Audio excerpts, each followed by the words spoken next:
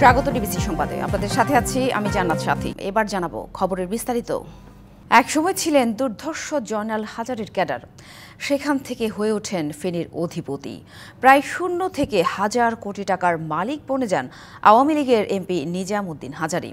পতিত সরকারে 15.5 বছর শাসন করেছেন গোটা জেলা। প্রভাব ছিল পাশের জেলা নোয়াখালী, কুমিল্লাতেও। বালুমহাল থেকে সীমান্তের অবৈধ কারবার কি ছিল না নিজাম হাজারীর কবজায়। আওয়ামী লীগ সরকারের পতনের পর তাসের ঘরের মতো ভেঙে পড়ে হাজারী সাম্রাজ্য। নিজামউদ্দিন হাজারী 1996 সালে আওয়ামী লীগ ক্ষমতায় আসার পর যোগ দেন ফেনীর তৎকালীন গডফাদার হিসেবে পরিচিত জয়নাল হাজারীর দলে। এক পর্যায়ে তিনি হয়ে ওঠেন জয়নাল হাজারীর গুরুত্বপূর্ণ ক্যাডার। জয়নাল হাজারীর ক্যাডার নিজাম হাজারী 2011 সালে হন ফেনী পৌরসভার মেয়র। পরের বছরই হয়ে যান জেলা আওয়ামী লীগের সাধারণ সম্পাদক। এরপর ঘটে নাটকীয় উত্থান, যেন উড়ে এসে জুড়ে বসে হয়ে যান ফেনীর একক নিয়ন্ত্রণকর্তা। দশম থেকে দ্বাদশ 3টি জাতীয় নির্বাচনে হয়েছেন ফেনী 2 আসনের সংসদ সদস্য।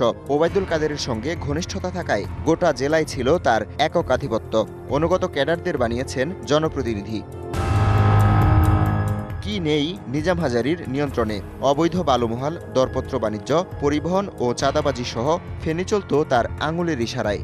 আর্ট ফাউন্ডেশনে 3 কোটি টাকার কোনো হদিস নেই, ডায়াবেটিসে 5 কোটি টাকার কোনো হদিস নেই, বিশেষ করে ক্রীড়া সংস্থার গড়লই এখানে 3 কোটি টাকার কোনো হদিস নেই।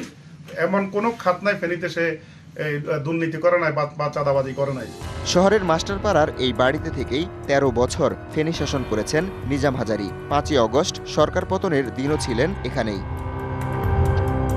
প্রাচীর ঘেরা জৌলুসপূর্ণ এই বাগান বাড়ির মালিক নিজাম হাজারী। 5 একর জমিতে হেলিপ্যাড, টেনিস কোর্ট, থিয়েটার সহ বাদশাহী জীবনের সব আয়োজন। অভিযোগ আছে এই জমি অনেকটা জোর করেই দখলে নেন নিজাম হাজারী। 112 ডিভিশন সম্পত্তি নিয়ে গেছে নিজাম হাজারী। আমাদেরকে বাড়ি থেকে বাইর করে দিব এই ধরনের হুমকি দিছে। 3 জায়গা আমি বাড়ি করার জন্য লইছিলাম, আমি 4 কিনারে এরিয়া করে গাছ লাগাইছি, এরপরে এরা দখল করে আছে। এছাড়া শ্মশান দখল করে 1.25 একর জমিতে নির্মাণ করেছেন গরুর খামার। একই এলাকায় নিজাম হাজারীর রয়েছে 4টি 7তলা ভবন এবং 1তলা বিশিষ্ট 10টি কলোনি।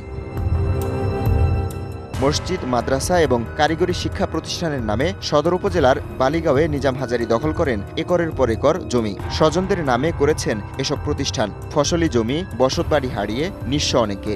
ধানের জমির ভিতরে মাটি ফেলাই দিচ্ছে রাত্রে 12টার দিকে। আমি ভয় অনেক সময় বাড়িতে আসলে বাজারে উঠতাম না, লুকি দেখতাম।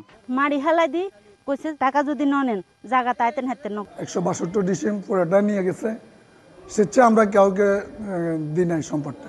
যখন বন্দুক দেখাইছে বাধ্যগত ওই আমরা রেস্ট দিতে বাধ্য হয়েছি। শুধু ফেনী নয়, রাজধানীতে রয়েছে তার বিলাসবহুল অ্যাপার্টমেন্ট। স্ত্রী ও নিজের নামে রয়েছে 2টি লাইটার জাহাজ। এছাড়া স্নিগ্ধা ওভারসিজ লিমিটেড নামে আছে রিক্রুটিং এজেন্সি। দুদকের তথ্য অনুযায়ী মালয়েশিয়া শ্রমবাজার কেন্দ্রিক চক্রের অন্যতম হোতা নিজাম হাজারী। এছাড়া মালয়েশিয়া, কানাডা, লন্ডন ও দুবাইয়ে রয়েছে কোটি কোটি টাকার বিনিয়োগ। জনপ্রতিনিধি নির্বাচিত হওয়ার পর নিজাম হাজারীর সম্পদ বৃদ্ধির হার আঁতকে ওঠার মতো। 2014 সালের হলফনামায় 3,54 লাখ টাকার অস্থাবর সম্পদ ও 1.80 একর জমির তথ্য দেন। দ্বাদশ সংসদ নির্বাচনে তার সম্পদ বেড়েছে কয়েক গুণ। এরই মধ্যে 82টি ব্যাংক হিসাবে 548 কোটি টাকার সন্দেহজনক ও অস্বাভাবিক লেনদেন এবং প্রায় 19 কোটি টাকার অবৈধ সম্পদ পেয়ে তার বিরুদ্ধে মামলা করেছে দুদক। অনুসন্ধান সংশ্লিষ্টরা মনে করেন বাস্তবে নিজাম হাজারীর সম্পদের পরিমাণ 1000 কোটি টাকার বেশি। ফেনীতে গত 10 বছরে ডেভেলপমেন্ট ওয়ার্ক প্রায় 60,000 কোটি টাকার উন্নয়ন প্রকল্প হয়েছে সকল প্রতিষ্ঠানে। প্রায় 12,000 কোটি টাকা কমিশন নিজাম হাজারীর মাধ্যমে তারা লোপাট করেছে। এই অবৈধ অর্থ উপার্জনের জন্য তার দৃষ্টান্তমূলক শাস্তি হওয়া দরকার।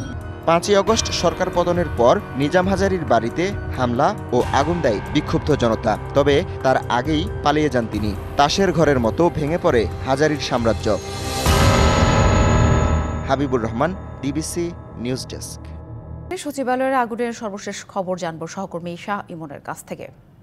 এবং সকাল থেকে আপনি ছিলেন সেখানে, আমাদেরকে জানাচ্ছিলেন প্রতি ঘন্টায় ঘন্টা সেখানকার তথ্য। তো এই মুহূর্তে সেখানকার অবস্থা কি, আর আনুষ্ঠানিকভাবে কি আগুন নিয়ন্ত্রণের কোনো ঘোষণা দিয়েছে কিনা ফায়ার সার্ভিস? আগুনের কারণ বা এই ব্যাপারে যে তদন্ত কমিটি সেটা কতদিনের মধ্যে প্রতিবেদন দিবে, কত সদস্য বিশিষ্ট হবে, এই সব কিছু মিলিয়েই জানাবেন আবারও।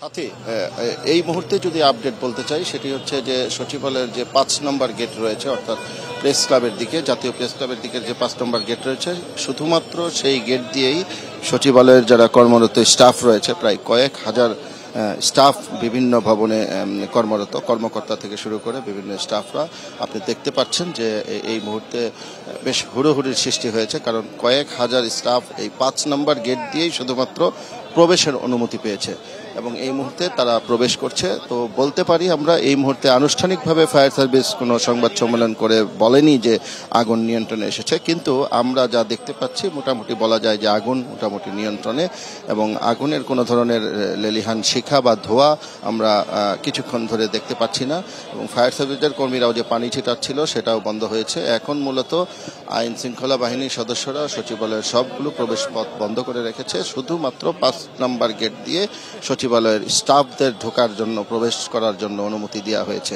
এবং আপনি দেখতে পাচ্ছেন যে এখানে প্রায় কয়েক হাজার স্টাফ এখানে ভিড় করছে, একজন একজন করে নিরাপত্তা চৌকি পার হয়ে তারা ভিতরে প্রবেশ করছে।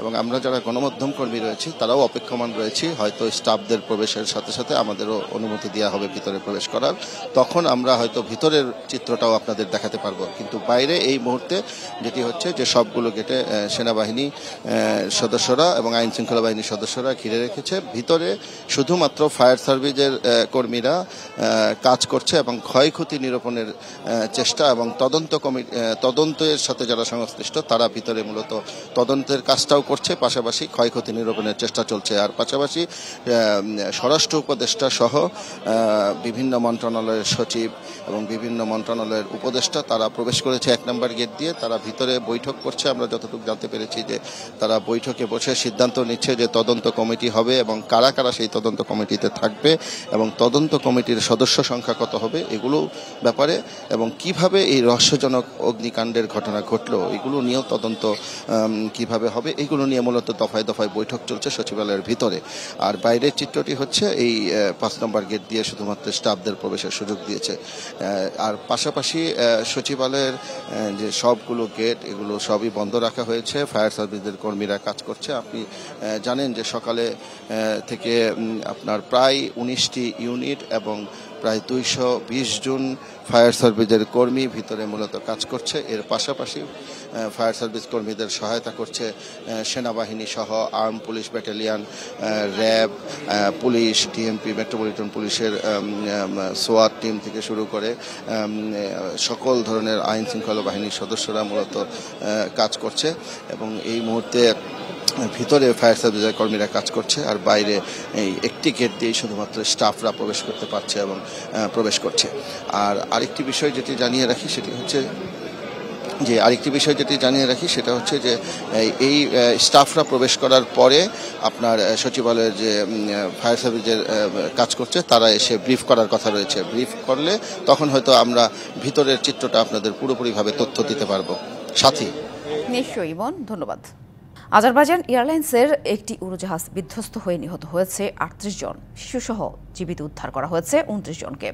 রয়টার্স বলছে স্থানীয় সময় বুধবার আজারবাইজানের বাকু থেকে ক্রু মেম্বার সহ 67 জন আরোহী নিয়ে উড়োজাহাজটি চেচনিয়ার গজনিতে যাচ্ছিল, কিন্তু কাজাখস্তানের আকাশসীমায় সেটি বিধ্বস্ত হয়।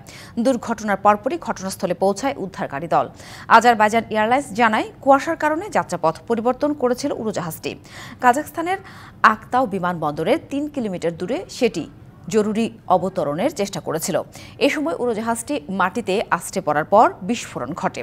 তবে ঠিক কী কারণে এই ঘটনা ঘটেছে তা এখনও জানা যায়নি। যাত্রীদের বেশিরভাগই আজারবাইজানের নাগরিক বলে জানা গেছে। এছাড়া রাশিয়া, কাজাখস্তান ও কিরগিজস্তানের যাত্রীও ছিলেন। ডিবিসি সংবাদে এই ছিল এখনকার মতো। ডিবিসি নিউজের সংবাদগুলো পড়তে ভিজিট করুন dbcnews.tv আর ভিজিট করুন ডিবিসি নিউজের ফেসবুক পেজ এবং ইউটিউব চ্যানেল। ডিবিসির সঙ্গেই থাকুন।